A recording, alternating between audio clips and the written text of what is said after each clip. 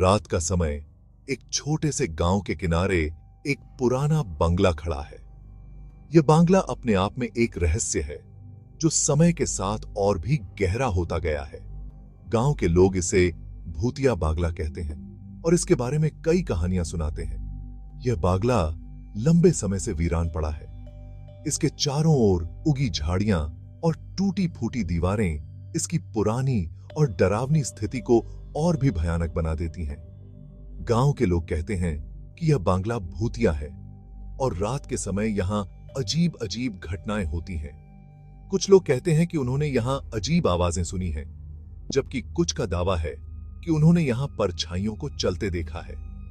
रोहन और सीमा एक दिन गांव में आए और बांग्ले की कहानियां सुनते हैं।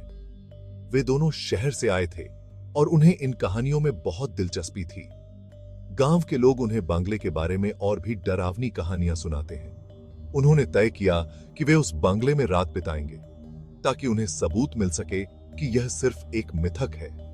रोहन और सीमा दोनों ही साहसी थे और उन्हें लगा कि यह एक रोमांचक अनुभव होगा। रोहन: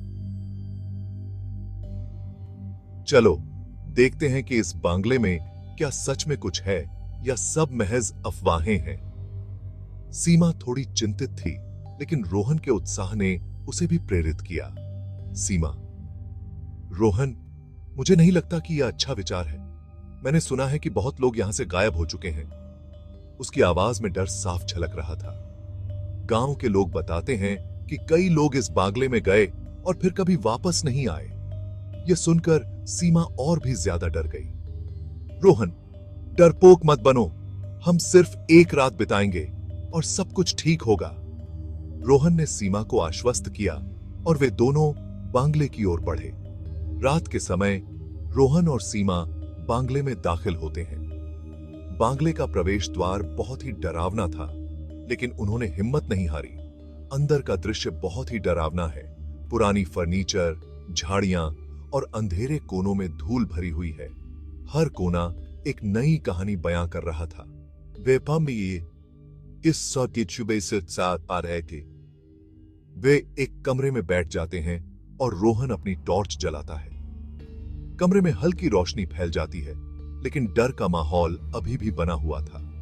तभी अचानक एक ठंडी हवा चलने लगती है और कमरे की लाइट्स फ्लिकर करने लगती हैं। यह देखकर सीमा और भी ज्यादा डर गई। सीमा, यह सब कैसे हो रहा है?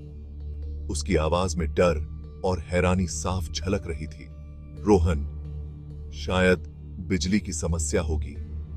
रोहन ने सीमा को शांत करने की कोशिश की, लेकिन वह खुद भी थोड़ा चिंतित था। चलो, यह सब दिमागी खेल है, रोहन ने कहा, लेकिन उसकी आवाज में भी थोड़ी घबराहट थी। अचानक कमरे के कोने में एक पुरानी तस्वीर की ओर ध्यान जाता है। तस्वीर बहुत ही पुरानी और धूल भरी थी। तस्वीर में एक महिला की छवि है जिसका चेहरा अस्पष्ट है। यह देखकर सीमा और भी ज्यादा डर गई। तभी कमरे में एक अजीब सी खड़खड़ाहट की आवाज सुनाई देती है। यह आवाज बहुत ही डरावनी थी और सीमा का दिल तेजी से धड़कने लगा। रोहन और सीमा चौंक जाते हैं और दरवाजे की ओर बढ़ते हैं। वे दोनों बहुत ही डर गए थे और उन्हें समझ नहीं आ रहा था कि क्या करें। दरवाजे के पास एक पुराना संदूक पड़ा है। यह संदूक बहुत ही पुराना और रहस्यमय लग रहा था। रोहन संदूक को खोलता है और अंदर एक पुराना डायरी और एक पत्र मिलता है। यह देखकर रोहन और सीमा दोनों ही हैरान रह गए। रोहन: प्रिय एलेक्स, मैं हमेशा तुम्हारे बिना नहीं रह सकती।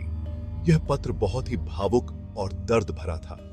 अगर तुम मेरी आत्मा को शांति देना चाहते हो तो इस बांग्ले को कभी मत छोड़ना। यह संदेश बहुत ही डरावना और रहस्यमय था। सीमा, क्या यह सब सच है? क्या यह आत्मा मदद की गुहार कर रही है? उसकी आवाज में डर और हैरानी साफ झलक रही थी। क्या यह आत्मा मदद की गुहार कर रही है? उसकी आवाज में डर और हैरानी साफ झलक रही थी। सीमा और रोहन दोनों ही इस पत्र को पढ़कर बहुत ही चिंतित हो गए थे। रात का सन्नाटा और अंधेरा बंगले में और भी गहरा हो जाता है। हर कोना और भी डरावना लगने लगा था। अचानक कमरे में एक साया दिखाई देता है जो धीरे धीरे उनकी ओर बढ़ता है।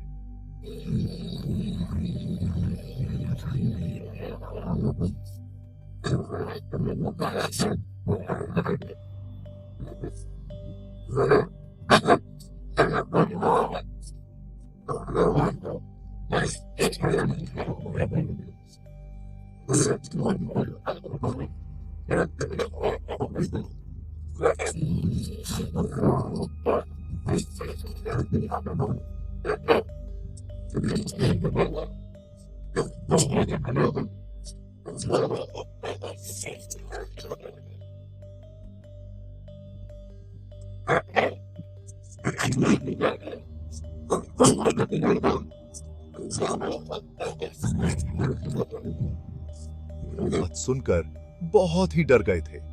सीमा और रोहन डर के मारे कांपने लगते हैं। वे दोनों बहुत ही डर गए थे और उन्हें समझ नहीं आ रहा था कि क्या करें।